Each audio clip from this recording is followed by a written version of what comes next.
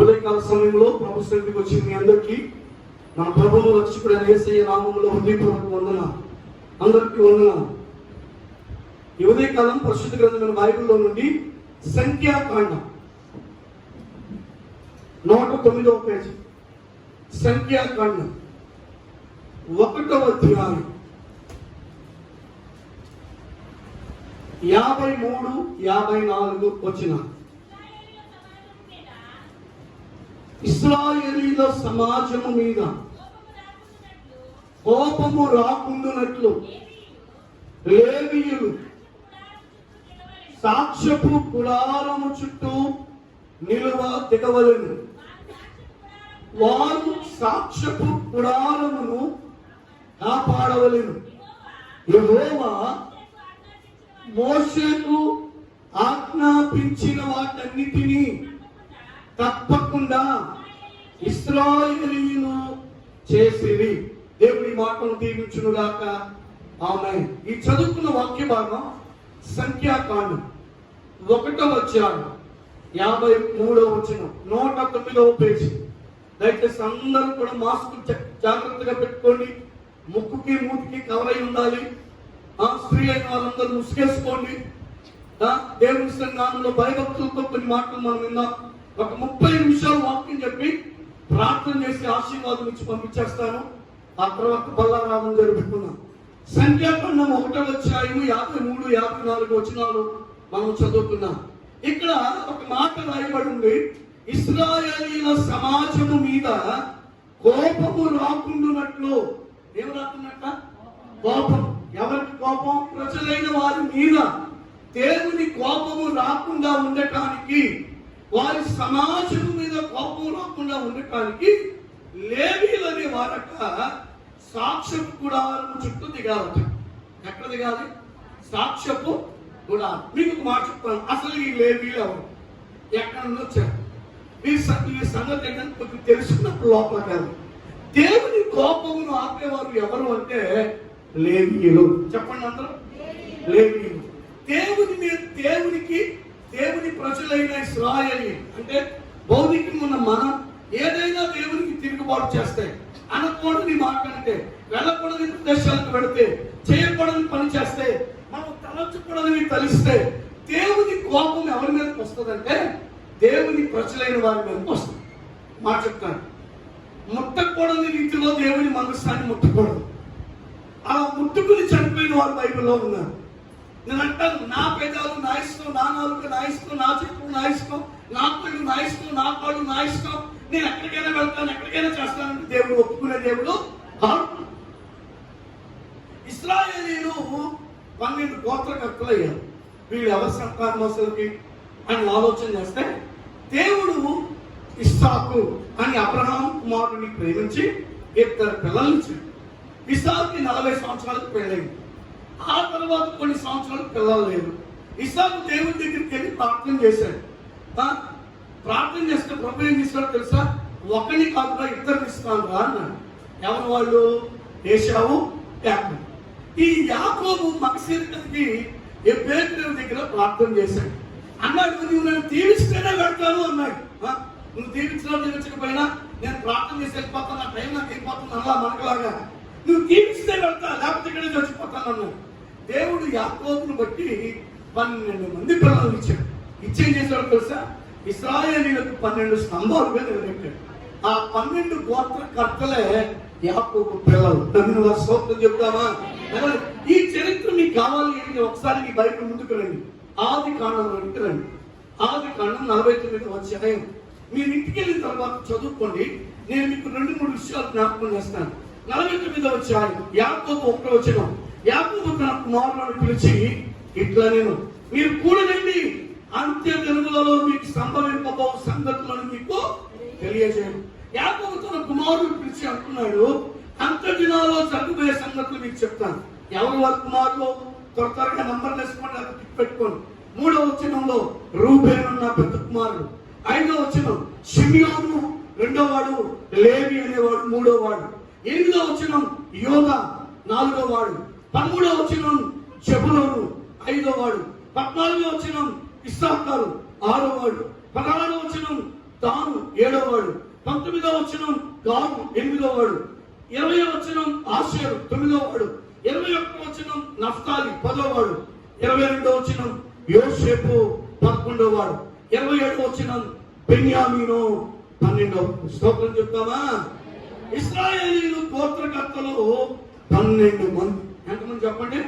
12 మంది. ఈ 12 మందిలో 3వ గోత్రకర్త పేరేంటో తెలుసా మీకు? లేవి. చెప్పండి అందరూ. లేవి.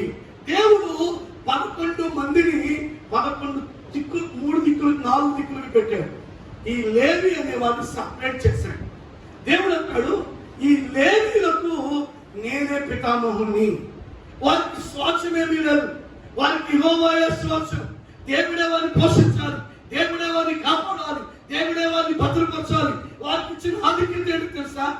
లేవీలంట ఇశ్రాయేలీలందరినీ కాపలా కాసే కాపలాదారులు అంట. వింటున్నారా? పొట్టకూటి కోసం సేవ చేయట్లా, డబ్బు సంపాదించాలి, తింటాం ఎలాగో అని చెప్పి ఈ ఆనంద పట్ల మిమ్మల్ని కాపాడుట కొరకాయి, మిమ్మల్ని భద్రపరచుట కొరకాయి, మీ కుటుంబాల మీద ఏ తెగులు రాకుండా మధ్య నిలబడటానికే లేవీయులు అనే గోత్రాన్ని దేవుడు ఏర్పరచుకున్నాడు. స్తోత్రం చెప్తారా? ఇంజనీర్ చేయాలంటే ప్రతి ఒక్కరు చేసేస్తారు, డాక్టర్ చదివించాలంటే అందరూ చదివించేస్తారు, వ్యాపారం చేయాలంటే అందరూ మా పిల్లలు చేయాలి, మా పిల్లలు చేయాలంటారు. కానీ సేవకు ఎంతమంది పిల్లలు ఇస్తాను? మీరు ఎవరైనా ఉన్నారో నా పిల్లల్ని సేవకి ఇస్తానండి, పాస్టర్ గారు ట్రైనింగ్ పంపించేయండి, దేవుని సేవ చేస్తారన్న తల్లిదండ్రులు ఎవరైనా ఉన్నారో ఉదయ కాలం ఇక్కడ? దేవుడు మిమ్మల్ని దీవించుగా. ఎప్పటి నుంచే నీ పిల్లల్ని వదిలేసినా పర్వాలేదు గుళ్ళో. కాబట్టి బయట ఉన్న వాళ్ళు ఎవరైనా చేస్తే లోపలికి వచ్చి మాకు చూపించండి. బైబిల్ చెప్తున్న శ్రేష్టమైన మాట తెలుసా? ఇక్కడ మనం చదువుకున్న ప్రాముఖ్యమైన మాట సంఖ్యాకాండం 1వ అధ్యాయం 53వ వచనం, ఇశ్రాయేలీయుల సమాజం మీద దేవుని కోపము రాకుండా ఉండునట్లు లేవీయులు సాక్షపు గుడారం చుట్టూ దిగవలెను, వారు సాక్షపు గుడారము కాపాడవలెను. స్తోత్రం చెప్తారా? ఏదో పిల్లల గంట ప్రార్థన చేసామని ఆమెను పట్టుకోకండి. నువ్వు నిజంగా గంట ప్రార్థన చేసేవాళ్ళని దేవుడు చూస్తున్నాడు. దేవుని చాటు దేవుని చేతిలో ఉంది, దేవుని భక్తం దేవుని చేతిలో ఉంది. దేవుడు తూర్పాలు పడతాడు. పొలంలో పడితే ఆ ఒట్లు దంచిన తర్వాత తూర్పాలు పడతాడు. చెత్త చెదారం అంతా కూడా లేకుండా వాటిని సపరేట్ చేస్తారు. ఈరోజు దేవుని చాటు చేతిలో ఉంది, దేవుని చేతిలో ఉంది. అందుకనే దేవుని కోపం మనుషుల మీదకి ఎందుకు వస్తుంది? అసలు దేవుని కోపం మనుషుల మీదకి ఎందుకు వస్తుంది? కొంతమందికి నా మీద కోపం వస్తుంది. ఎందుకో తెలుసా? ఎవరిని ఎక్కువగా ప్రేమిస్తే, ఎవరిని ఎక్కువగా మాట్లాడితే, ఎవరిని ఎక్కువగా దగ్గరికి చేరదీస్తే, ఎవరితో ఎక్కువగా ఉంటే కోపం చేస్తుంది కదా. నేను ఒక చిన్న మాట చెప్తాను. ఎవరికి ఒంట్లో బాగోకపోయినా ఇళ్లలో ఉంటే వెళ్తున్నా, నేను హాస్పిటల్లో ఉంటే వెళ్ళట్లా. ఎందుకు వెళ్ళట్లేదో ఒక రీజన్ చెప్తాను. కొత్త గొప్ప దేవుడు ప్రార్థన చేస్తే స్వస్థపరిచే వరం చెప్పి ఒక్కసారి హాస్పిటల్కి వెళ్ళి ప్రార్థన చేసామనుకోండి, మనోడి కోసం, మన మిత్రుడి కోసం, మన సహోదరుడి కోసం, మన విశ్వాసం కోసం, పక్కన పెట్టిన వాళ్ళు అందరూ కోసం పెడతారు. మీకు తెలుసో లేదు? నేను ఒకసారి గుంటూరు వెళ్ళాను, చెందుకు ప్రార్థన చేయడం కాదు, ఐసీలో ఉన్న 120 మంది ప్రార్థన చేయించుకోదాకా పర్వాలేదు నాకు. ఇప్పుడు ప్రార్థన చేస్తే ఏమంటారా? ఒక్కసారి చెప్పండి. చనిపోయిన దగ్గరికి వెళ్తున్నా, బాగోలేదంటే వెళ్తున్నా, అనారోగ్యం వచ్చిందంటే ముట్టుకుని కౌగులించుకుని మగవాళ్ళంటే ఇలా దగ్గర తీసుకుని నేనున్నాను భయపడద్దు అని నా పుస్తకాలతో తీసుకుని నేను ప్రార్థన చేస్తున్నాను. దాదాపు 400 నుండి 500 మంది గవర్నమెంట్ హాస్పిటల్లో కింద పైన పడుకుని ఉంటున్నారు. ఒక్కసారి చెప్పిన వెళ్ళి ప్రార్థన చేస్తాను, అందరూ వచ్చి మాఫ్ చేయండి అన్నప్పుడు వారు తప్పించుకుని వస్తే అంతకంటే ఎక్కువ శాపం ఉండదు. మీరు నన్ను ప్రేమించకపోయినా మీరు కంటిన్యూ అయినా ఉంటే నేను బాధపడి, కానీ ఒక్కసారి లేవీయులు ప్రత్యక్షకు కూడా చుట్టూ దిగితేనే దేవుని ప్రజలైన వారి మీద ఉన్న కోపము మళ్ళీ. స్తోత్రం చెప్తారా? ఈరోజు దేవుని కోపం మన మీద రాకుండా ఉండాలంటే, దేవుని కోపం మనం పుట్టించుకుంటూ ఉండాలంటే మనం ఏం చేయాలి? కొన్ని మాటలు త్వరగా చెప్పి 3 ప్రాముఖ్యమైన విషయాలు ముందు చెప్పి ప్రార్థన చేస్తాను. చూద్దాం పిల్లల. 76వ కీర్తన 7వ చరణం. 76వ కీర్తన 7వ చరణం. ఎవరు బైబిల్ తేలేదా? ఇదిగో 76వ కీర్తన 7, నీవే భయంకరుడవు, నీవు కోపపడు గల, నీ సన్నిధిని నిలవగల ఆడవడు. అయ్యా నీవు భయంకరుడు అయ్యా. ఏమండి, మన దేవుడు కోపము నిమిషం మాత్రమే ఉంటుంది. తన కృప దీర్ఘశాంతం ఆయుష్కాలం అనుకుంటారు. అందుకనే దేవుడు ఇంకా మనం ప్రేమిస్తున్నాడు. చనిపోయిన వారి కంటే మనం గొప్పవడం కాదు. గుర్తుపెట్టుకో, ఎన్ని నిందలు, అవమానాలు, టెన్షన్లు మన మీదకి వచ్చినా దేవుడు మనల్ని నిలదొక్కుతూ ఉన్నాడు. నాకు ఏ భావోద్రేకం లేదన్న వాళ్ళు ఎవరు ఉన్నారు ఇక్కడ? ప్రతిరోజు, ప్రతి పూట, ప్రతి సమయం ఏదో టెన్షన్, నాకు టెన్షన్ టెన్షన్ టెన్షన్. అందుకే భక్తుడు అంటాడు, నీవే భయంకరుడవయ్యా, నీకు కోపం వస్తే నిలవదగిన వాడవాడు. దేవుడికి కోపం పుట్టించే లక్షణాలు ఏంటి? దేవుడికి ఎందుకు కోపం వస్తుంది? నువ్వు ఆయన దగ్గరికి రాకపోతే కోపం కాదు, నువ్వు ఆయన కోపపోతే కోపం కాదు, నీవు ఆయన కోపం పుట్టించడానికి కారణాలు ఏంటి? ఇక్కడ మనం చదువుకున్న వాక్య భాగంలో అంటాడు, నీవే భయంకరుడవు, నీవు కోపపడగలరా, నీ సన్నిధిని నిలవబడేవాడు. 8వ వచనం, నీవు తీర్చిన తీర్పు ఆకాశముల నుండి వినబడ చేసేటివి. దేశంలో శ్రమ నొందిన వారిని అందరినీ రక్షించినట్టే న్యాయపు తీర్పునకు దేవుడు లేచిన భూమి భయపడి ఓర్పుండెను. అక్కడ శరా ఉంది. ఆ మాట అర్థం ఏంటి తెలుసా? అది వాస్తవం అని అర్థం. బైబిల్ అన్ని చోట్ల మాట రాయబడి ఉంటుంది, కొన్ని చోట్ల రాయబడి ఉంటాయి. బైబిల్ చెప్తున్న మాట, దేవుడు కోపపడితే, దేవుడు భయపడితే మనం ఆయన సన్నిధిలో నిలవలేము. ఇంకో మాట చూద్దాం పిల్లరా, ఆయన కోపంతో మనకి ఏమవుతుంది? 90వ కీర్తన 7వ చరణం. 90వ కీర్తన 7వ చరణం, నీ కోపము వల్ల మేము క్షీణించుచున్నాము. దేని వలన? నీ కోపమే మమ్మల్ని క్షీణింపజేస్తుంది. ఎందుకు బలహీనమవుతున్నా? ఎందుకు దరిద్రులమవుతున్నా? ఎందుకు ఆయాసం వస్తుంది? ఎందుకు మన జీవితాల్లో నీరసమైపోతున్నా? ఎందుకు మన జీవితాల్లో శక్తిని కోల్పోతున్నామంటే దేవుని కోపము. ఎవరు కోపం? ఈరోజు మాట చెప్తాను, అన్ని చోట్లకి వెళ్ళడానికి వైరస్ ఉన్నట్లు ఉంటుందా? కూరగాయలు పట్టుకట్టుకుని ఒక్కడే పిలిచి పంపిస్తున్నారా? మటన్ షాప్, చికెన్ షాప్ ఒక్కడే నువ్వు వచ్చిన తర్వాత అందరూ అంటున్నారా? చాలా మంది ఏంటమ్మా గుడికి రాలేదు, గుడికి తీసుకురాలేదు, ఏంటమ్మా అంటే అమ్మ జనం ఎక్కువ ఉంటారండి. నేను కూడా అదే మాట అంటే, మీకు చాలా మంది ఉంటారు, 5 ఉంటారు, నేను కూడా వచ్చి పాఠం చేయనయ్యా, పాఠం పెట్టనయ్యా అంటే. ఈరోజు మానవుడు దేవుడిని దేనికి కోరుకున్నాడు తెలుసా? సుఖభోగాల కొరకే, ఉద్యోగాల కొరకే, వివాహాల కొరకే, డబ్బు కొరకే.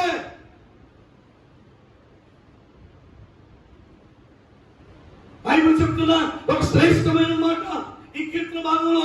కీర్తనకారుడు అంటాడు, మరణ చదువుకున్న మాట, నీ కోపము వలన నేను క్షీణించుచున్నాను,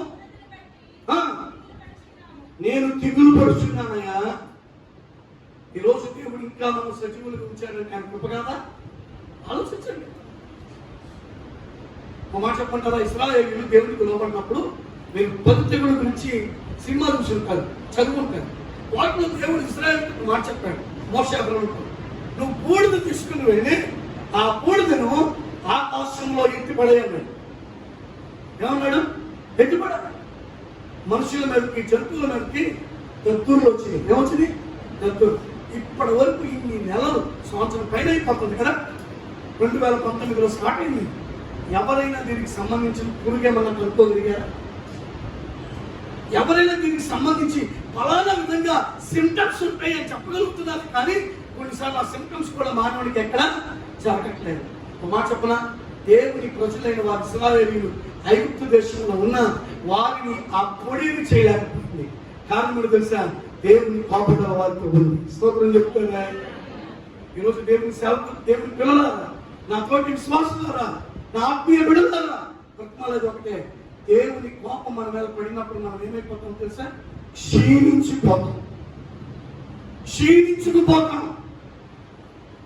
బీ కేర్ఫుల్. దేవునికి భయపడు, మనుషులు కాదు. 70-80 సంవత్సరాలు బ్రతికే మనిషి ఏం చెప్తాడండి అసలు? ఇవాళ ఈ సంఘం కాబట్టి ఇంకో సంఘం, ఈ భాస్కర్ కాబట్టి ఇంకో భాస్కర్, ఈ యూట్యూబ్ ఛానల్ కాబట్టి ఇంకో యూట్యూబ్ ఛానల్. ఎంతో మంది దైవసేవకులతో కనెక్షన్ ఉంది. ఏదో మేలు జరుగుతుందని వస్తున్నావు తప్ప ప్రేమతో కాదు నువ్వు వచ్చే.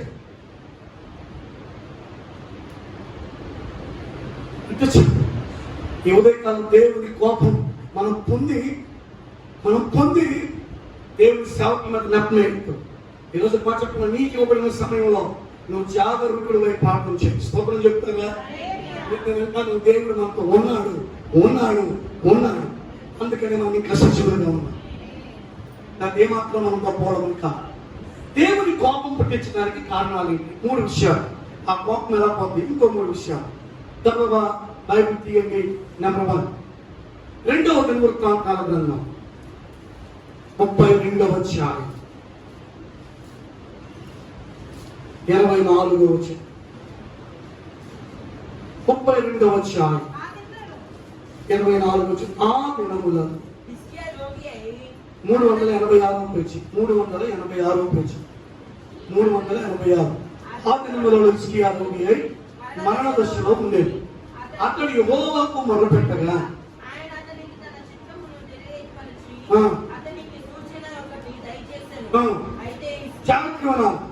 అయితే హిజ్కియా మనస్సున గర్వించి తనకు చేయబడిన మేలుకు తగినట్లు ప్రవర్తింపనందున. మా కట్టలు ఏం చేసుకోండి అందరు బైబిల్లో.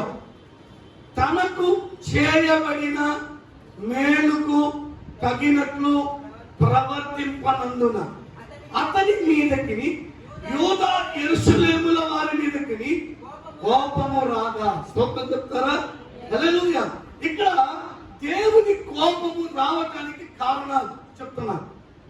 దేవుడు హిజ్కియా అనే ఒక రాజు ఉన్నాడు, ఇశ్రాయేలీయుల రాజు.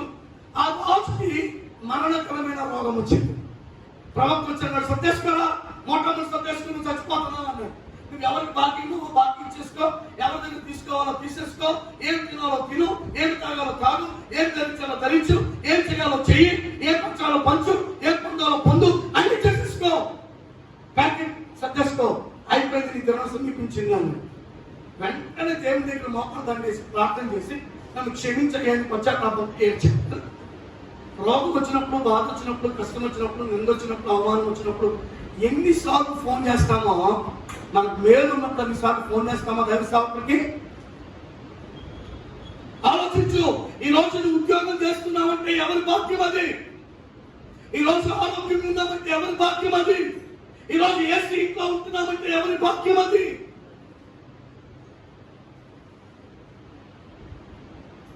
హృదయమున గర్వించి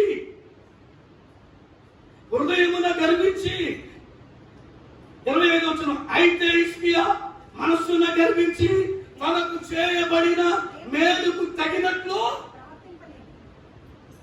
2 లక్షల రూపాయల చొప్పు దేవుడు తగ్గిస్తే 20 రూపాయలు కానుకిచ్చి దేవుడు తగ్గే స్తోత్రం, 1 కేజీ బుంది పట్టు, 1 కేజీ స్వీట్ ఇస్తాం, నాకేమో 1 డ్రింక్ బాటిల్ ఒకటి అయిపోయింది ఇస్తాం కదండి. 2 లక్షల రూపాయల రోగం ప్రభునికి తగ్గించాడా? దేవుడిని కానుక వాళ్ళు ఒకసారి ఆలోచించు. నీ మనస్సును కల్పించి నీకు జరిగిన మేలుకు తగినట్లుగా ప్రవర్తించకపోతే, నేను మా చెప్పిన నీకు కుదరకపోతే రాదాక, కుదిరితే కావాలని దేవుని సమయాన్ని, దేవుని క్యారెక్టర్ని, దేవుని సిద్ధాంతాన్ని నువ్వు మారిస్తే దేవుడు చెప్పు పట్టిస్తాడు. ఎప్పుడు ఏ పనులు చేయాలో సంఘంలో ఆ పనులు అప్పుడే జరగాలి. నీ ఇష్టానుసారంగా రెస్ట్ తీసుకుందాం, ఇది పొద్దున్నే ఉంచేద్దాం, పొద్దున్నే కడిగేద్దాం, పొద్దున్నే చేసేద్దాం, సాయంత్రం రాకుండా ఉండొచ్చు అన్నావనుకో, దేవుడు దేవుడు చేతి కర్రాని చేతిలో ఉంది. నేను ఎప్పుడు స్టేజ్ మీదకి వచ్చినా దేవుడు అంత మాట్లాడి తెలుసా, నీకు చాలా అనుకుంటా కంటే ముందుకురా, నువ్వు 3 అంతస్తులు చదువుతున్నావు, చెప్పు విషయం కొడుతున్నావు. ఈరోజు నీకు చర్చకి 5:40 వచ్చాను, తలుపు తీసుకుని గబ్బవా కూర్చుని ఫ్యాన్లన్నీ వేసి లైట్లన్నీ వేసి లోపల బయట 324 స్థుతులు చదివాను. నిన్న చదివిన దాని తర్వాత చదువుతా ఉంటాను. ఒకటి ఎక్కడ ప్రారంభం అవుతుందో అక్కడ నుంచి కాదు, ఆ పేజీ ప్రారంభం నుండి చదువుతాను ముగింపు వరకు. 294 నుండి ప్రారంభమైంది, 620 వరకు చదివాను. నాకు దేవుడికి భయం ఉంది. నన్ను బట్టి నా ఆత్మీయ పిల్లలు బాధపడకూడదు, నన్ను బట్టి నాకు ఇచ్చిన భార్య బిడ్డలు, నా కుటుంబ సభ్యులు నశించకూడదు. ఈరోజు గర్వం ఎక్కువైపోయింది అనుకో, నువ్వు ఎప్పుడు ఏ పని చేయాలో ఆ పని చేస్తున్నావా? ఉదయం తినవలసిన టిఫిన్ సాయంత్రం తింటావా? దేవుని క్షోభన చేయబాక నీ కార్యం ఆగిపోవడానికి కారణం నీవే. ఎవరికి కావాలి? నడిపించే నాయకుడు సరిగ్గా ఉంటే అది ఆహ్లాదకరంగా ఉంటుంది. అనుకోకుండా 2 నెలల క్రితం డేట్ ఇచ్చాను, గురువారం పెళ్లి చేస్తాను. భయంగానే వెళ్ళా.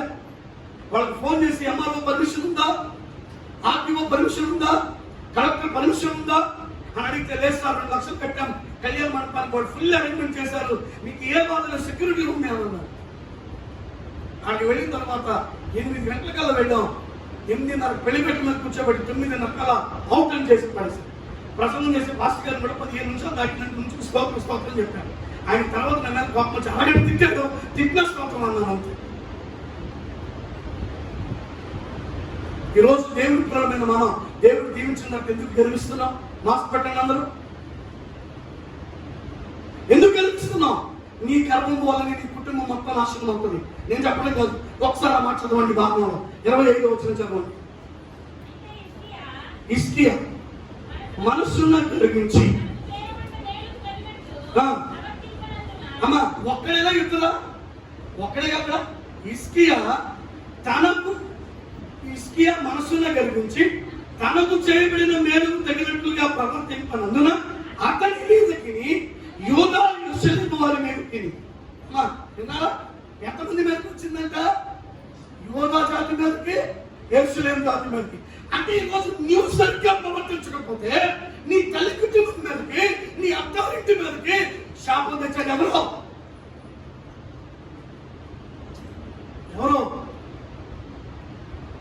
దేవుని పనులు అంట లెక్కలేకున్నా మార్చడానికి నిజాలు వస్తుంది. నీకంత దేవుడే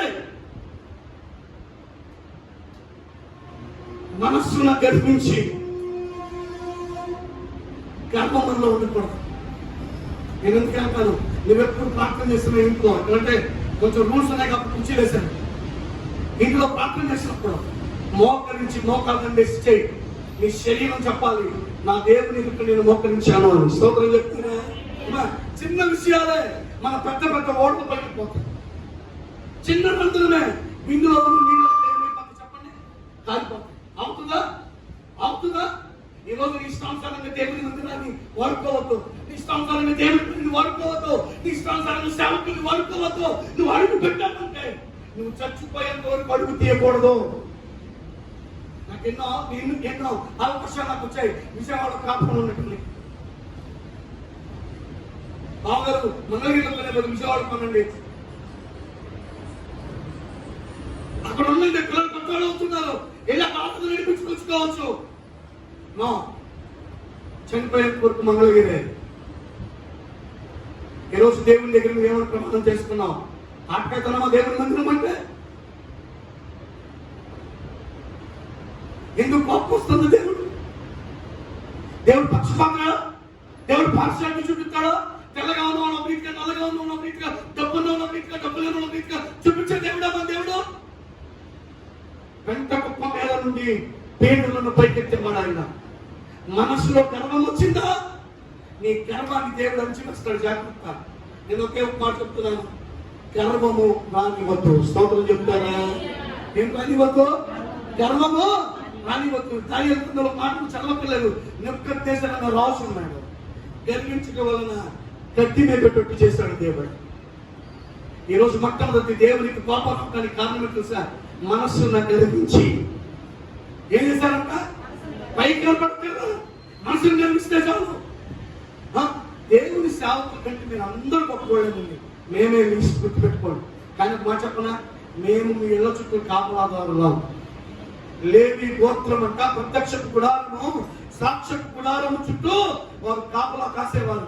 అందుకని ఆ సాక్ష్యపు గుడారం, ఆ ప్రత్యక్షపు గుడారం కాపాడబడుతుంది. ఈ రోజు నీ సాక్ష్య జీవితం కాపాడబడుతుందంటే, నీ కుటుంబం కాపాడబడుతుందంటే, పిల్ల పాపంతో ఉన్నావు అంటే అతనికి తెలుసా, లేవీలు పడుతున్న కాపుదలే దేవుడు నీకు కాపాడుతున్నాడు. నమ్మిన వారి సోదరులు చెప్తున్నారు. మీకు తెలుసు లేదు, అప్పటి వరకు మందులు వేసుకుంటారు, అవి చేస్తారు, ఈ చేస్తారు, అన్ని చేస్తారు. ఏదో గుర్తు పుట్టి ఫోన్ చేస్తారు. ఫోన్ చేయగానే 10 నిమిషాలు ప్రార్థన చేయగానే శుభ్రంగా గురగంతుల్లోకి వెళ్ళిపోతాం. ఏంటంటారా, ఇక మళ్ళీ పొద్దున వరకు కలవదాం. కానీ ఆ దెయ్యాలు వచ్చి మాట్లాడతారు. 4 మంది బాప్తిసం మంది బల్లాలు తీసుకుని బీరు కొట్టాడు, బ్రాందీ షాప్కి వెళ్ళాడు, ఇదిగో ప్యాకెట్కి వెళ్ళాడు, ఇదిగో పలానా సినిమా చూసింది, పలానా వెబ్సైట్ పాపం చూసింది, పలానా సెక్స్ వీడియో చూసింది. ఆ పాపం ఎదుపడి చేస్తుంటే నువ్వు ఆ పక్షాలు ఎందుకు మాట్లాడావు?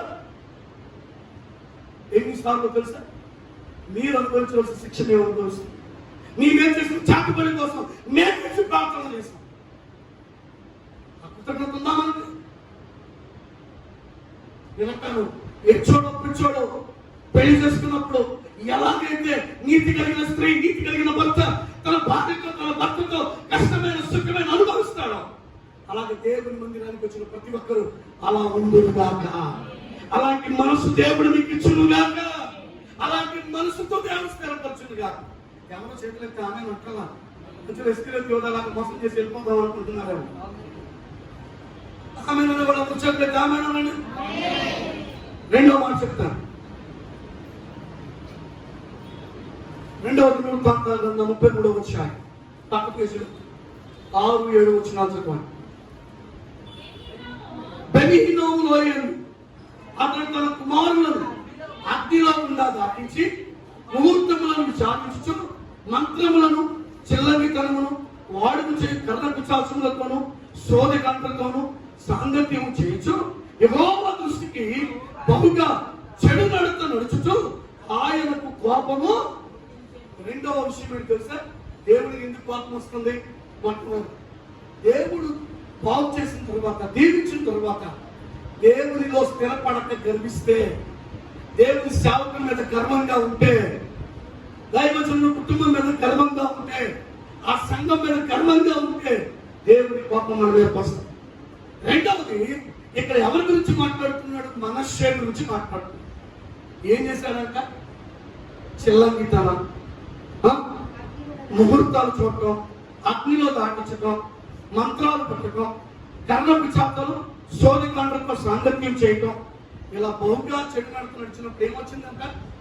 వాక్యం వచ్చింది. నేను ఉంటాను, దేవుని పిల్లల మీద మనకు లోకంకి ఏం పని? మీ క్రీస్తు నందు మృతులు ధన్యుల బైబిల్లో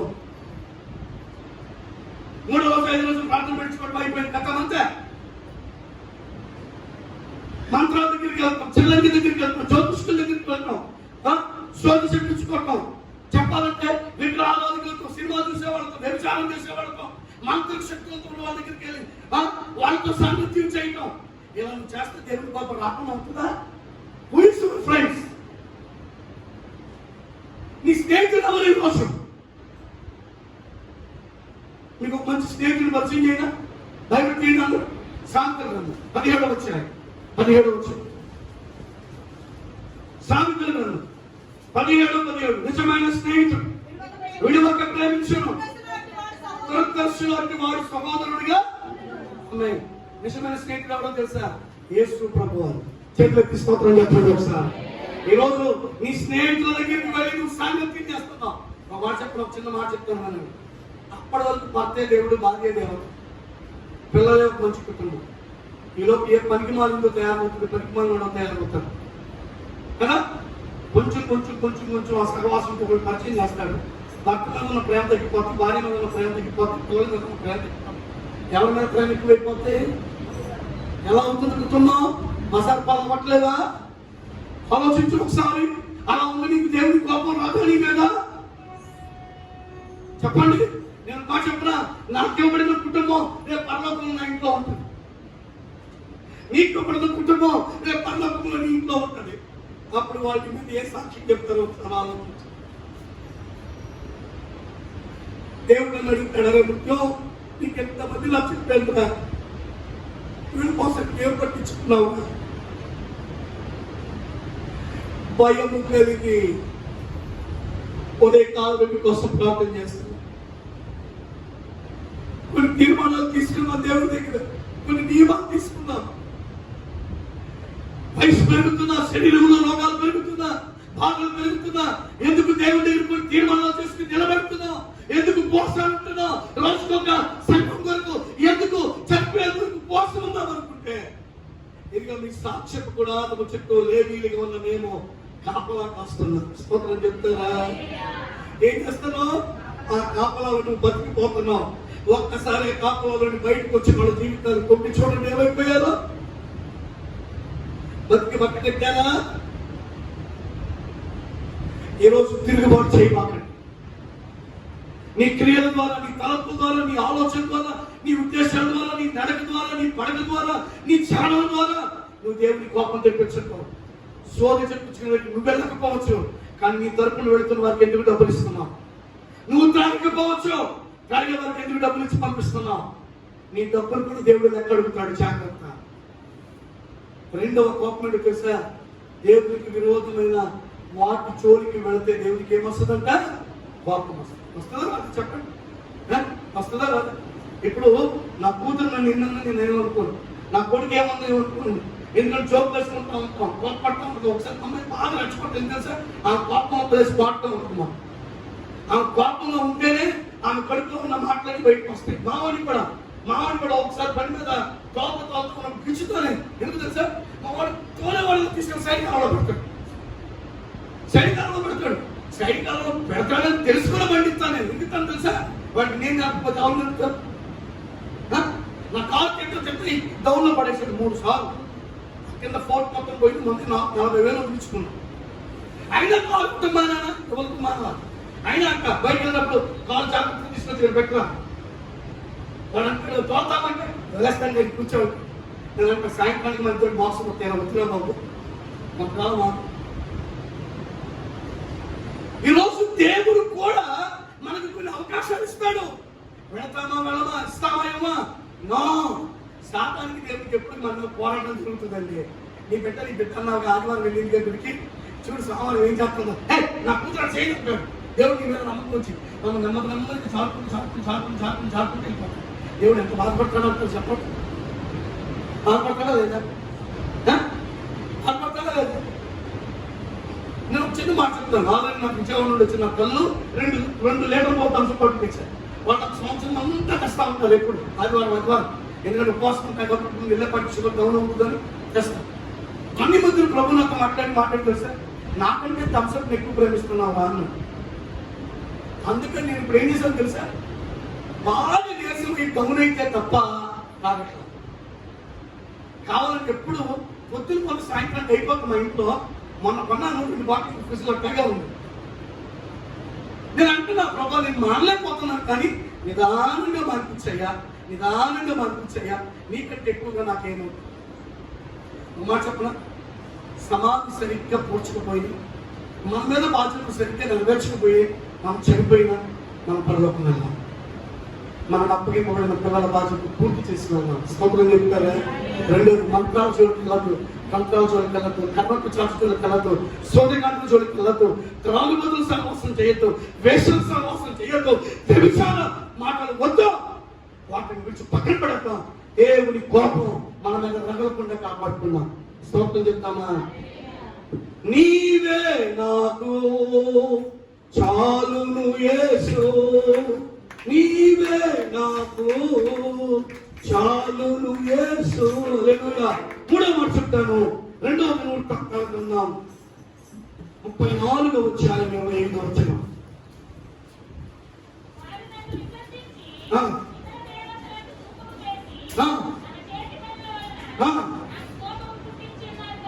తమ చేతి పనుల వలన నాకు కోపము పుట్టించి తిరిగి కనుక ఆమె అందరూ స్తోత్రం చెప్తారా? ఎందుకు కోపం? మూడవది దేవుని వాక్యం చెప్తున్నా ఒక శ్రేష్టమైన మాట తెలుసా? నన్ను విసర్జించి. దేవుడిని అంట పక్కన పెట్టి దేవుడు కాని వాటికి ఎక్కువ ప్రాధాన్యత ఇచ్చామంట. విన్నారా? దేనికి ప్రాధాన్యత ఇస్తున్నాం? అబ్రహాం గురించి ఇస్సాకు గురించి అబ్రహాంతో ఏదో చక్కని మాట్లాడుతాడు. బలిచ్చేమన్నాడు, తీసుకొచ్చాడు, మోరియా పర్వతం మీద బలిచ్చేస్తున్నాడు. అబ్రహాం విశ్వాసం ఎంత గొప్పదో చెప్పమంటారా? ఇస్సాకుని బలించడానికి వచ్చినప్పుడు దేవుడు ఒకవేళ నా నీతి యథార్థత చూసి నాకు లేఖ ఇచ్చాడు కాబట్టి వాడు వద్దురా అక్కడ ఇంకో బలిపెట్ట మీద బలివరా అన్నాడు అనుకో, ఇవ్వటానికి ఏమి తీసుకెళ్ళాడా? చెప్పలేండి. మనం మామూలు డబ్బులు పక్కన పెడతాం, కాను డబ్బులు పక్కన పెడతాం కదా. అలా పట్ల ఒకే మాట్లాడుకున్నాడు, దేవుడు ఇస్సాకుని బలిమని ఇచ్చేస్తాను. బలిచ్చినా కూడా బూడిదలో నుండి కూడా ఇస్సాకుని దేవుడు నాకు లేపగలడు అని నమ్మాను. స్తోత్రం చెప్తారా? విశ్వాసే. నువ్వు విశ్వాసంగా మిగిలిపోవాలి అంటే, నువ్వు అనేక మందికి ఆదర్శప్రాయంగా నీ కుటుంబం దీవించబడాలంటే నీకు ఏది చెప్తే అది చేయి. దేవుడు ఎవరు మాట వినొద్దు. నువ్వు ఇంకో మాట చెప్పనా, అది ఏది ఉన్నా లేకపోయినా నీకు దేవుడు మేలు చేస్తానే ఉంటాడు. స్తోత్రం చెప్పండి. నేను ఈ చిన్న గదిలో ఉంటున్నాను. ఆ గదిలో శ్యామ్ పుట్టాడు మాకు, శ్రావణి పుట్టలేదు. ఆ సమయంలో ఆదివారం నాడు ఆరాధన అయిపోయిన తర్వాత విడివిడి గ్రౌండ్ లో అనిల్ కుమార్ గారు మీటింగ్ జరుగుతా ఉన్నాయి. ఆ మీటింగ్స్ కి విజయవాడలో ఉన్న కళాశాల నుండి నన్ను కూడా పిలిచారు. నేను కూడా వెళ్ళాను. వెళ్ళిన తర్వాత ఎదరై కూర్చున్నాం పాటలు. అప్పుడు కేఆర్ పాల్ గారు మీటింగ్స్ జరుగుతున్నాయి. పాటలు పాటేసాం అయిపోయింది. అప్పుడు నాకు వచ్చే కామెంట్ ఎంత అంటే 800 రూపాయలు వచ్చింది. ఆ రోజు వాళ్ళ సంఘం ఇక్కడ కలిపి 800 వచ్చింది. వచ్చిన తర్వాత దశమకాలు తీసేసిన తర్వాత 450 రూపాయలు ఉంది. 450. నేను అన్నాను కాస్తం దగ్గర ఇప్పుడు లెక్క చెప్తాను. ఈ వారం మనకు ఇంక వచ్చింది, నేను కాలు తీసాను, దశమకం తీసాం, ఎంతే వాడుకోవాలి, ఇదే మన పరిస్థితి చెప్తాను. ఇప్పుడు పిల్లలకు కూడా చెప్తున్నాను. అయితే ఆ రోజు వెంటనే చెప్పాను, సరేనండి అంది. అప్పుడు మాకు స్ప్లెండర్ ప్లస్ ఫస్ట్ బండి అది, స్ప్లెండర్ ప్లస్. ఆ బండి మీద వెళ్ళాం మేము ముగ్గురు. ఆయన కోటలో కూర్చున్న కామెంట్ వస్తా ఉంటే నేను పాస్టర్ గారికి ఒక 100 రూపాయలు ఇచ్చాను, నాకు 100 రూపాయలు ఇచ్చాను, 50 రూపాయలు ఇచ్చాను. ఆయన పాస్టర్ గారు ఉంది, ఇంకెంత ఉన్నాయి అన్నాడు. ఇంకెంత ఉన్నట్టు 300 ఉన్నాయి అన్నాడు. ఆ 300 చెట్లు అన్నాడు. ఇచ్చామని ఈ 300 100 కలిపి వేసేసింది. నేనన్నా వచ్చింది ఇంతే, నేను జబ్బులు వేసుకొచ్చా, చెప్పాను కదా నీకు అన్నా. సర్లే అన్నా. వేసుకొచ్చేసాను, అయిపోయింది. నాకు మాత్రం లబ్ధప్ పడుతుంది. వాళ్ళంతా వాడికి ల్యాప్టాప్ వాడికి పాట తప్పున్నారు. చిన్నప్పుడు వాడు బాగా వాడికి ఏదైనా అవసరం చెప్తున్నాను, అది చదువు, వాడికి ఎక్కువ చదువు, పిల్లలకి చిన్నప్పుడు చదువు, ఈ చదువుకి ఏమైనా ముందుకు కావాలంటే దేవుడు ఇస్తాడు. కానీ నేను ఒకటైతే దేవుడి మీద తరం, రెండోది ఆ అమ్మాయి ఇచ్చిన మనీ ఏమవుతుందేమో, ఆ కుటుంబం ఏం దేవుడికి ఇచ్చేమని ఏమనుకున్నాను. ఇంటికి వచ్చిన తర్వాత ఇక్కడ స్నానం చేశాను, కొడుకుని పోయాను, బాగా కొడుకున్నాడు కొత్తపట్టే. ఆ మాత్రం మోక నుంచి ప్రార్థన చేస్తున్నాను, ప్రభా నువ్వు వేసే మనం వేసేసాం. ఈ వారం అంతా మాకు వచ్చే కానుక మీకు తెలుసు, మీకు దశమానం వేసేసాం, నువ్వేమన్నా వేసాం. మరి వారమంతా నమ్మకపోతే మా ఆయన కోపం కూడా మీకు తెలుసు, నన్నే తిడతాడు. మరి ఏంటా పరిస్థితి అని అంతా ప్రార్థన చేసింది. ఉదయానికి విజయవాడలో ఉన్న కలిగారికి అర్థ వచ్చి అప్పుడు ఈ కలుపు ఉంది, ఇక్కడ గోడ కాబట్టి వచ్చి కలుపు కొట్టింది. మృత్యుంజయుడు అన్న వెంటనే తలుపు శాంతి వందనాలు అన్న. ఏంటి వచ్చామంటే ఇక్కడ అర్థం మా నాన్నలు ఇంటి దగ్గర అనుకున్నాము. నవ్వులలో నాకు స్థలం ఉందయ్యా, ఇక్కడ చూడటానికి వెళ్తున్నాము అని అంది. ముగ్గురు ఆడపిల్లలు, ముగ్గురు మొక్కలు తల్లి అంటారు. 4 పిల్లలు వెళ్తుంది. బాబు నువ్వు చర్చిదేనా, ఇంట్లో చూసాను, లోపల కూర్చుని ప్రార్థన చేసి ఆ రోజుల్లో 500 రూపాయలు అలసి ఉండేది, మీకు తెలుసు కదా పెద్ద కాగితం. వెంటనే ప్రార్థన చేయ బాబు అంది. ప్రార్థన చేయగానే 2 500 రూపాయల కాగితం నా చేతిలో పెట్టేస్తాను. చేతిలో పెట్టేసి ప్రార్థన చేయించుకుని వెళ్ళిపోయినా. వెంటనే ఇంట్లోకి రాగానే అన్నాను, వచ్చి నీ ప్రార్థన దేవుడు ఆపించాడు, 20,000 రూపాయలు వచ్చి 100 రూపాయలు విషయం మాకు సేవించాడు. ఎందుకు మాట చెబుతున్నానంటే దేవుడి కంటే ఎక్కువగా నువ్వు దేవుని ఆరాధిస్తున్నావు, దేవుడి కంటే ఎక్కువగా నువ్వు దేవుని దగ్గరికి వెళ్తున్నావు. చాలా ఆలోచించు. మూడవది, ఆయనకి ఎందుకు కోపం పుట్టిస్తున్నావు అంటే ఆయన నన్ను విసర్జించి ఇతర దేవతలకు కోపము వేశాడు. దేవునికి వ్యతిరేకమైన వీటిలో కోపం అయిపోతుంది.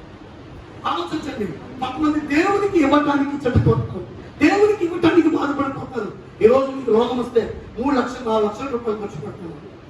దేవుడిని కాపాడితే ఎంత బహిరంగంగా కూటం కట్టాలి, ఎంతమందికి వస్త్రదానాలు చేయాలి.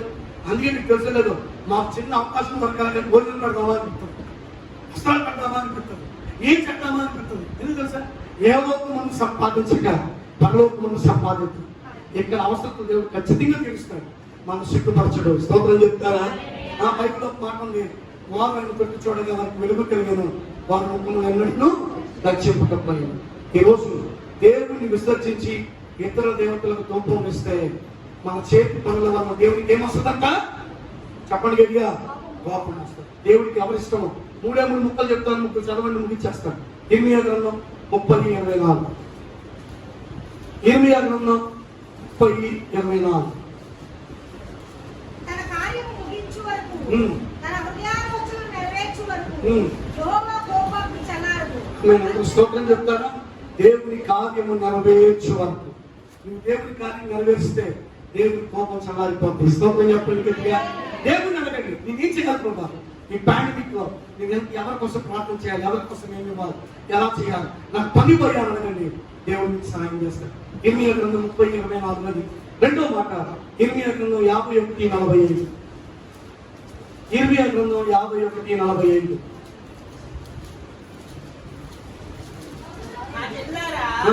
మీరు దానిలో నుండి బయటకు వెళ్ళుడి, యెహోవా కోపాగ్ని నుండి తప్పించుకొనుడి. యెహోవా కోపాగ్ని నుండి దానిలో నుండి బయటకు వెళ్ళుడి. చాలు మీ ప్రాణములను రక్షించుకొనుడి. ఆమేన్. దేవునికి విరోధంగా మనస్పర్ధలు తెచ్చే ఆత్మ నుండి, లౌకిక ఆత్మ నుండి, ముందొక మాట లోపల మాట, వేషధారణ మాట నుండి బయటపడ్డాం. స్తోత్రం చెప్తారా? ఏమండి, దేవుని మందిరానికి వస్తే లేవీయులు మీ చుట్టూ కాపాడేస్తారు. గుర్తుపెట్టుకో. చాలా మంది గుడికి రావడానికి ఏంటంటే కుదరదండి, కుదరదా?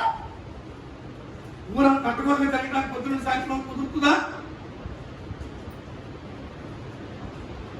నేను ప్రజలు ఫోన్ తీసుకొని చూస్తున్నాను, అమ్మగారు ఆన్లైన్లో ఉంటే మేము ఒక ప్లేట్ తీసి పెట్టామండి, ప్రార్థన చేశాను. చూసారా, ఉదయం 3:30-4 ఒకసారి నేను పక్కన పడుకోబెడతాను. నువ్వేమైతే నాకు అప్పుడప్పుడు నేను ఏమంటాను తెలుసా? ముందు నేను ఏం చదువు, నువ్వు చావాలెత్తలే, నువ్వు లేకపోతే నేను బతకలేను. ఎందుకు ప్రార్థన చేస్తుంది? ఎందుకు చేయాల్సి మాట్లాడితే ఇదిగో సంస్కారాలు తీసుకున్నాడు, కలిసి గొప్పనాడు చూడు, సంస్కారాలు తీసుకున్న రోగం మంచాన్ని పడద్దామంటే నువ్వే అంటున్నావు. ఈరోజు దేవుని కోపాగ్ని ఆగు వరకు, దేవుని కోపం ఆగే వరకు మనం దేవునికి వాడుతాం. 3వ మాట చెప్పేసి ముగిస్తాను. కోపానికి, దేవుని కోపానికి తారతమ్యంలో విశ్వాసులు, గొప్పోళ్ళు, పేదోళ్ళు, పురుషులు, స్త్రీలు, తారతమ్యాలు, ఈవెన్ సేవకులు మీద కూడా. జకర్యా గ్రంథం 10వ అధ్యాయం 3వ వచనం. మత్తయి సువార్త 10:3 పేజీ. ఆ కోపాగ్ని మండుచు పడను, మేకలను నేను శిక్షించగలను. సైన్యములకు యెహోవా తన మందిరపు యోధా వారిని దర్శించి చాలు. విన్నారా? బైబిల్ చెప్తుంది కోపాగ్ని ఎవరి మీద మండుతుందంట? దేవుని శాపం. దేవుని శాపం. ఎమోషన్ ఎందుకు? దేవుని సేవకులు ద్వారా మరణానికి వెళ్ళిపోతున్నారు. ఎవరు తప్పించుకోలేదు దేవుని కోపాన్ని. అందుకనే గుర్తుపెట్టుకో, సాక్ష్యపు గుడాలను ఎదుట లేవీయులనే గోత్రపు వారు కాపలా కాస్తున్నారు. స్తోత్రం చెప్తారా? నీ సేవకుడు, నీ సేవకురాలు కుటుంబం నీకు కాపలాదారు. గుర్తుపెట్టు. నువ్వు లోపలికి వచ్చేంత వరకు, బయటకు వెళ్ళేంత వరకు కాపలాదారులు ఏం చేస్తాడు చెప్పండి? కాపలా కష్టమయ్యా.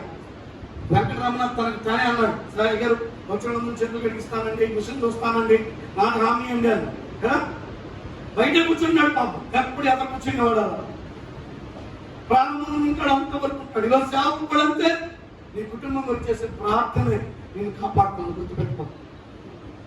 3 విషయాల్లో దేవునికి కోపం తెప్పిస్తున్నాం. 1, మేలు జరిగిన తర్వాత గర్వించి కృతజ్ఞత లేని హృదయం. దేవుడిని నేను కాపాడకపోతే ఈ పాటికి నీ స్థితి ఏమైంది ఒకసారి ఆలోచించుకో. కాపాడిన దేవుని కృతజ్ఞతగా ఉన్నామా, గర్విస్తున్నామా? 2వది మంత్రాల దగ్గరికి, తాయిత్వం దగ్గరికి, బాలవాసాల దగ్గరికి, వీరుల దగ్గరికి, చెల్లెల చెట్ల దగ్గరికి, ముహూర్తాలు పెట్టించుకోవడానికి ఎక్కడికి వెళ్తున్నాం? సేవకుడు పనికిరాడా మీకు? ప్రార్థించే సేవకుడు దర్శనాలు చూసి చెప్పండి, ఆ సంబంధం మంచిదో కాదు, ఇది మంచిదో కాదు, ఇక్కడికి వెళ్ళొచ్చో లేదో అన్నప్పుడు సేవకుడు వచ్చి ముహూర్తం పెట్టలేడా?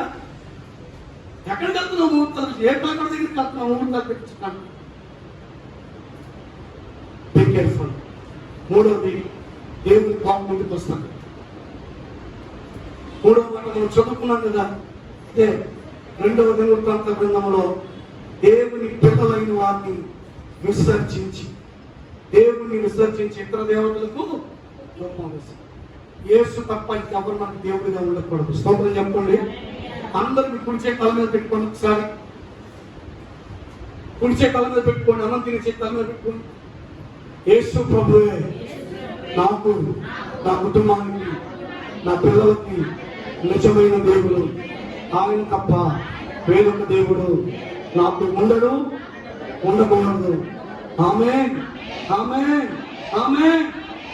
థాంక్యూ. ఆయన ఒక్కడే మనకి దేవుడు. ఈరోజు కోపం తెప్పించద్దు దేవుడు. ఏం తెప్పించద్దు చెప్పండి. భర్త భార్య కోపం చెప్తే భార్య భర్త కోపం 3-4 రోజులు మాట్లాడట్లేదంట. ఏమొచ్చిందో పోయాక నేను గంట మాట్లాడకపోతే గంట వస్తున్నా, ఎంత కోపం ఇదంతా విడ్డూరం అంటారు. అంటే ఏం చూస్తుంది? దేవుడికి కోపం వస్తే ఏంటి మన బతుకు? సోమవారం రాత్రి 1 గంటకు ఒక ఫోన్ చేశారు, బాగోలేదు. మీరు వచ్చి ప్రార్థన చేసేటంటే దెయ్యాలను వదిలిపోయి మీకు నిద్ర పట్టలేదు. ఒకసారి ప్రార్థన చేయండి. 1 గంటకు ప్రార్థన చేసినప్పుడు దేవుడు నాతో మాట్లాడాడు. దేవుని కోపం గురించి వారినంతా చదవరా, వాళ్ళకి చెప్పరా, వింటే వింటారు, వాళ్ళకు కొంచెం క్రమశిక్షణ పెట్టరా అని ప్రభు అంటాడు. నేను అంటాను, మీకు కుదిరినప్పుడు చేయొద్దు, ఒక టైం ప్రకారం చేయండి. స్తోత్రం చెప్తారా? Be punctuality. నా పిల్లలు చదవాలని స్కూల్ తీసుకెళ్ళి వదిలితే కుదురుతుందా చెప్పండి? మనం ఎంతమంది మన పిల్లలు పంపించగలుగుతాం? ఈరోజు దేవుడు చెప్పిన టైంలో చేయండి. ఆయన చెప్పిన టైంలో నీ పట్ల అద్భుతం జరుగుతుంది. ప్రజలు ఈర్షపడేటట్లుగా నా ప్రభు నీకు అద్భుతం చేయబోతున్నాడు. నా ప్రభు గొప్ప కార్యం నీకు చేయబోతున్నాడు. ఇక్కడ కృప పొందుదాం. దేవుడికి మనం దీవించి మేలు చేయనుగాక. ఆమె వచ్చిన మాట నుండి ప్రార్థన చేసిన తర్వాత కానుక పరిచయం ఉంటుంది. అది అయిపోయిన వెంటనే ప్రార్థన ఆశీర్వాదాలు ఇస్తాను. తలలో పాలు పొందని వారు లేచి నిలబడినప్పుడు, తలలో పాలు పొందని వారు లేచి నిలబడితే మీ దగ్గరికి వచ్చి ప్రార్థన చేసేస్తాను. మీరు కాములు బయటకు వెళ్ళిపోండి. అప్పుడు బయట ఉన్న వాళ్ళు లోపలికి వచ్చేట్టు తలలో పాల్గొండేవారు ఆ శ్రమను కృషి తీసేస్తారు. కింద మోకాలేద్దాం. ఈలోపు బయట మీ కొరకు ఈరోజు రాణమ్మ గారి కుటుంబం తరఫున టిఫిన్ ఏర్పాటు చేయబడింది. దయచేసి ఆ టైంలో వారు తినేసి వెళ్ళండి. కొట్టించే వాళ్ళు కొంచెం జాగ్రత్తగా వారిని వడ్డించండి, విషయాలు గమనించండి. దేవుని ఆలోచనకు మనం సజీవులు ఉంటే మళ్ళీ మీకు వాట్సాప్లో మెసేజ్ పెడతాను. వచ్చే ఆదివారం ఆరాధన ఉంటుంది. ఇప్పుడు బల్లారాధన కాబట్టి కొంచెం లేకపోతుంది. వచ్చే వారం సేపు కూడా చెప్పను. అనే విషయాలు గమనించాలని ప్రభు నన్ను కోరుతున్నాను. దయచేసి ఎవరింటికి వచ్చి ప్రార్థనలు పెట్టబడవు. ఎవరింటికి వచ్చి ప్రార్థనలు పెట్టబడవు. ఫోన్లో ప్రార్థన చేద్దాం. వచ్చే నా అవసరమైతే ప్రాణానికి తగ్గితే అప్పుడు చేద్దాం. ముఖ్యంగా మీ ఆరోగ్యాలు జాగ్రత్త. మీకు ఏదైనా బలహీనత ఉంటే తప్పకుండా తెలియపరచండి. ఆ విషయం వస్తాం, ప్రార్థన చేస్తాం, దేవుని సహాయాన్ని అర్జిద్దాం. దయచేసి కలుపుకోండి. ప్రార్థన పరిశుద్ధమైన మాట ప్రేమికుంటున్నాను. ఎవరైనా కాలంలో మాట్లాడిన మాట చెప్పాను. నీ కోపం నీ ప్రజల మీద నా మీద ఉండకుండా ఉండను గాక. నీ కోపం తెప్పించడానికి మేము ప్రభా మా జీవితంలో నువ్వు చేస్తున్న మేలులను మర్చిపోయి, నువ్వు కాపాడిన కాపుదలను మర్చిపోయి, అయ్యా మమ్మల్ని గర్విస్తున్నా ఆ గర్వము మాలో నుండి పోవును కాక ఆయన తెలుసుకోండి. రెండోది, మీ కోపం మాలో ఎందుకు వస్తుందంటే మిమ్మల్ని ఆశ్రయించుకున్న మంత్రాలు ముహూర్తాలు మనుషుల్ని ఆశ్రయించి మనుషుల చూసి వెళ్తున్నాం. అందుకే నీ కోపం వస్తుంది. దానిని విసర్జించండి. మూడవదిగా మీకు ప్రార్థన చేయాలి, మీకు మొక్కుబడి ఇవ్వాలి, మీకు సమర్పించుకోవాలి, మీకు కానుకలు ఇవ్వాలి.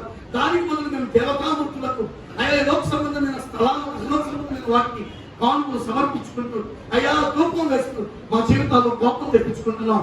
వాటి నుండి మాకు విడుదల కలుగును గాక. ఎవరైతే మాట్లాడిన మాటలు మా జీవితాల్లో అయ్యా నీరు కట్టి ఫలించడానికి సహాయం చేయండి, పరిశుద్ధపరచండి. ఇప్పుడు మేము వేయబోతున్న కానుక దీవెనకరంగా వచ్చండి. బలరామ ఆశీర్వాదంగా జరిగించున్నాం. యేసు నామములో వచ్చున్నాం తండ్రి. ఆమేన్.